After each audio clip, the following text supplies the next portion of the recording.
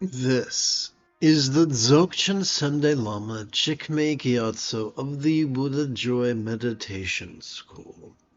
For multiple decades, I spent about 8 hours a day, almost every day, studying, practicing, mastering, and reverse engineering the teachings and techniques of each school of meditation, so that you would not have to.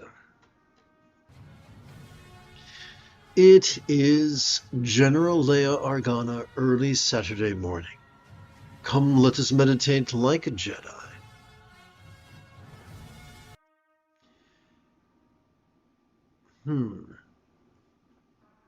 After reviewing the Eightfold Path,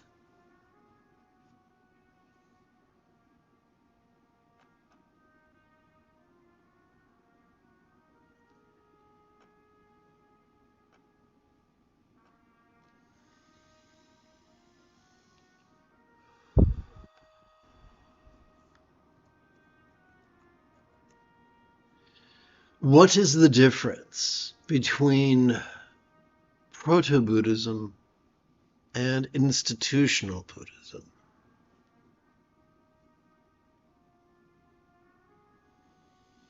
It's a difference between yin and yang, a difference between matriarchy and patriarchy. Where Yang's religious patriarchy drives us to be rigid, fearful, superstitious, controlling, elitist, cryptic, competitive, and cruel.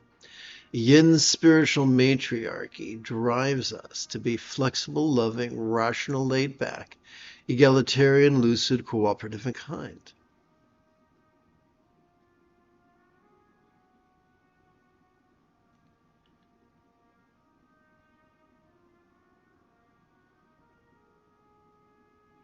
Perhaps, now, this reminds me of Sturgeon's Law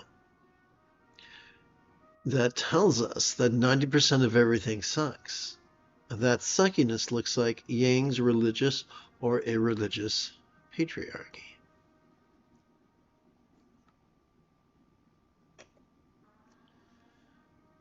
If you ask a member of institutional Buddhism what enlightenment is, they'll say it's, the act of never experiencing dread or desire or delusion ever again, and that it takes a length of time greater than the lifespan of 3 universes. But that is not what the Buddha taught. The Buddha taught that one could master his path in as little as 7 days.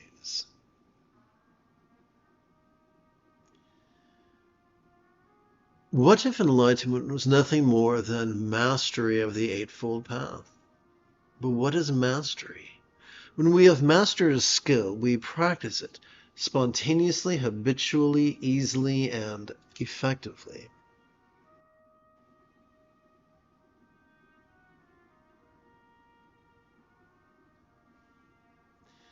As children, we were mastery machines. First, we mastered using a commode instead of our hands. We mastered brushing our teeth, tying our shoes, riding a bike. Eventually, we mastered reading, writing, and arithmetic. We are wired for mastery. It is the 7th and 8th folds of mindfulness and meditation that function as the dynamos of the path. How does mindfulness work? Every time we inhale,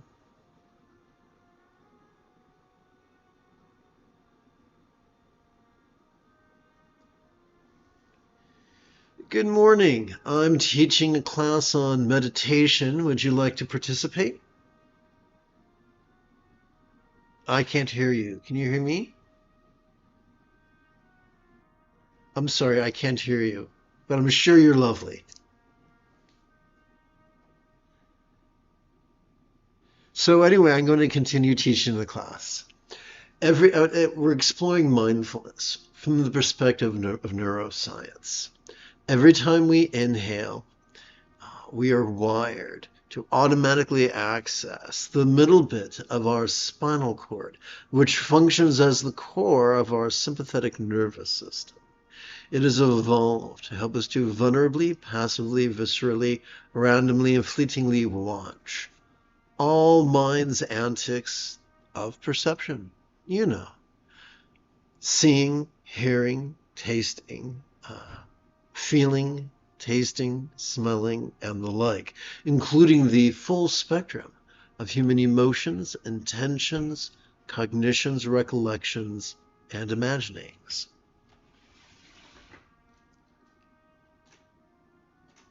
All manner of phenomena, from the external to the internal, from the physical to the mental, from the pleasurable to the painful, from the interesting to the boring, from the convenient to the arduous, from the glorious to the grotesque.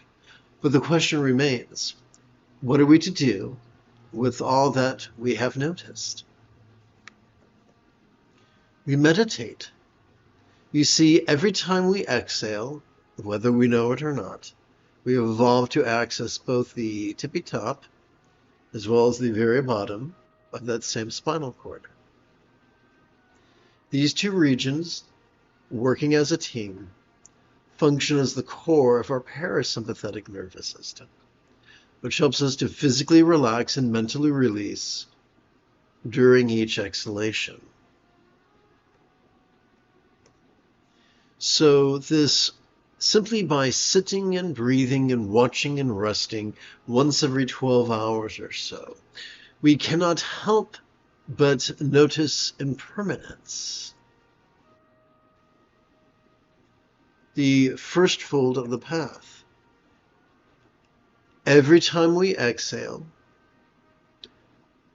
we cannot help but, every time we exhale, that which we noticed during our previous inhalation, let me rephrase it, every time we rest into our exhalation, every time we relax into our exhalation, all that we watched during our previous inhalation could fleetingly feel less stressful, less permanent, less defining, and as non-graspable as a vast, empty void.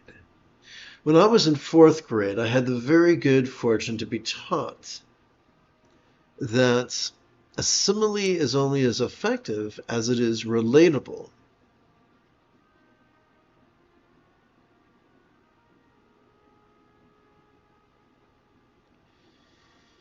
So we have to ask the question, what? What is a real-world example of a non-graspable, vast, empty void? How about the illusion of the infinite azure sky on a bright and beautiful cloudless morn, which, although could look tantalizing to the eye, could feel non-graspable to the hand? I'm forever grateful to both Tukul Tanda as well as Prahe Vajra, whom the Tibetans called Gaurab Dorje, for they taught that the highest love is the spontaneous and uncontrived byproduct of simply sitting and breathing and watching and resting. Consequently, the more we watch and the more we practice the awareness and peace that comes from cooperating with our autonomic nervous system, the more we gently stimulate the anterior cingulate gyrus, which functions as both the hub of our mirror neurons as well as the seat of empathy. So the more we sit and breathe and watch and rest, the more we can't help but practice the kind intention that is both the essence of the Bodhisattva vows, that helps us to pole vault or leap over jealousies, obstruction, to omniscience. The more we sit and breathe and watch and rest, the more we can't help but practice kind communication. Now, this isn't concentration and analysis. The more we practice concentration and analysis, the more we trigger our amygdala, the seat of both anxiety and aggression. Au contraire. This mindfulness and meditation comes from passively cooperating with the autonomic nervous system, whose core is hidden or ensconced within our spinal cord.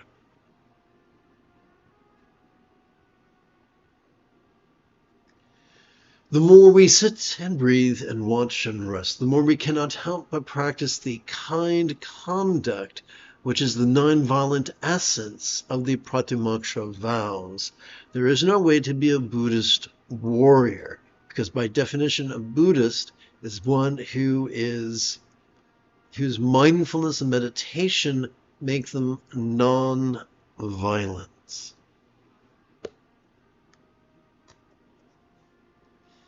The more we sit and breathe and watch and rest, the more we cannot help but practice kind commerce, wherein we transcend the tyranny of our impulses to be cruel and competitive, and instead embrace the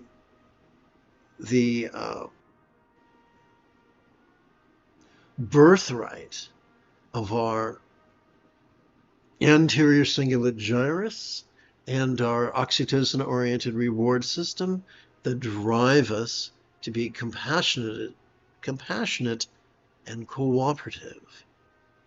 Now, it's very easy to say, yeah, sit and breathe and watch and rest and you'll be loving. But just because we feel loving is no guarantee that we'll know what the kind thing is to do, how to do it, when to do it, or for how long to do it. How do we solve that problem? The more we sit and breathe and watch and rest, the more our choices and utterances and deeds flow, not from contrived calculations, nor from wild scatterness, but instead from love's deeply centered spontaneity. Now, this is known by many names, including right effort, or effortless effort, or doing without doing, or wu wei, or going with the flow, or being in the zone, or expedient means. Perhaps this is why, since the entirety of the path is the product, the effortless product of sitting and breathing and watching and resting as little as once every 12 hours. Perhaps that is why the Buddha taught in the second to the last passage of his Discourse on the Four Bases of Mindfulness that one could master his path in as little as 7 days.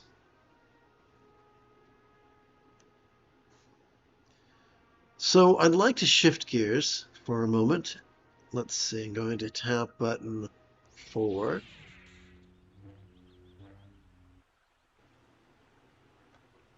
All right, and going to check for questions.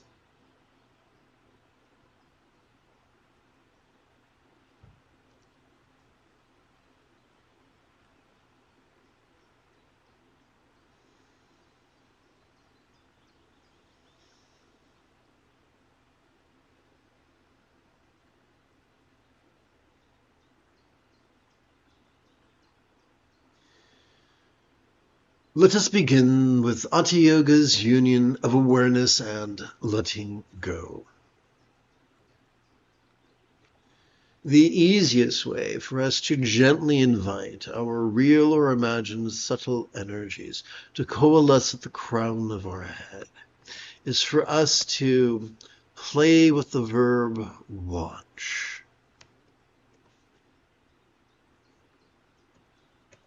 So, as we inhale, Silently, we can silently and mentally recite the instructions, passively watching.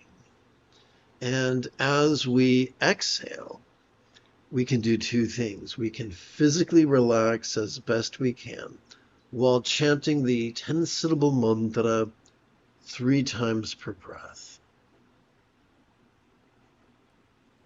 Now here's a quick word to the wise. Let us avoid the trap of actively focusing on our nostrils or our breath. Instead, let us follow the example of a good piano student who is so enthralled with the sheet music and the keyboard that instead of that there's no room, there's no more capacity left to actively focus upon the sound of the metronome. And instead, they hold that sound merely in passive peripheral awareness. Likewise, as we passively notice air enter our nostrils, we silently and mentally recite passively watching. And as we feel air leave our body, we physically relax as best we can while chanting the 10-syllable mantra 3 times per breath. So for the next, well,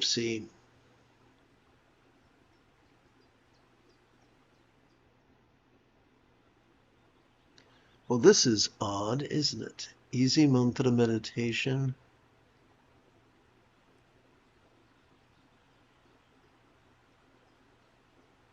Okay. So for the moment you have a specific question about the philosophies or techniques that support meditation, do not hesitate to type your question in great detail in the chat window, for I tend to check for questions about once every 13 minutes or so. Now, I really must get my water. I'm parched right now, so please bear with me. I'll be right back.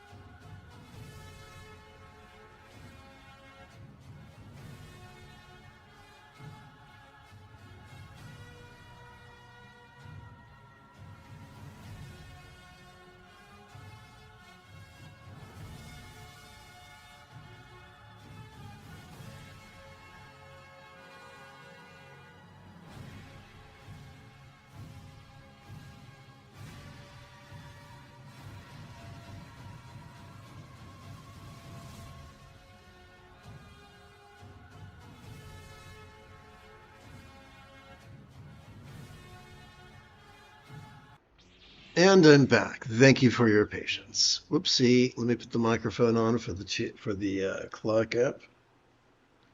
Okay. So if you just tuned in, a quick reminder, as we breathe in, we silently and mentally recite the phrase passively watching. As we breathe out, we physically relax as best we can while chanting the 10-syllable mantra 3 times per breath. So let's begin by counting our first 4 breaths upon our right hand. Every time we breathe in, let's take this again. Every time we chant the syllable Om, let's advance our right thumb up the sets of creases found upon the underside of each of our right fingers.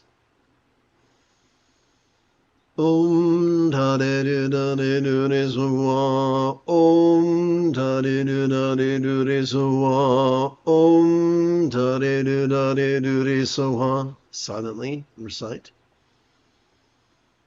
Om Tare Du Tare Du Re Sowa. Om Tare Du Tare Du Re Sowa. Om Tare Du Tare Du Re Sowa.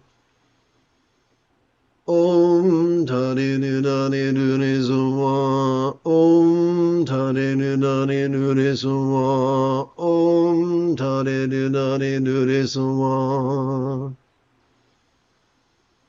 Om Tare Du Tare Du Re Sowa. Om Tare Du Tare Du Re Sowa. Om Tare Du Tare Du Re Sowa. Well, that took about a minute.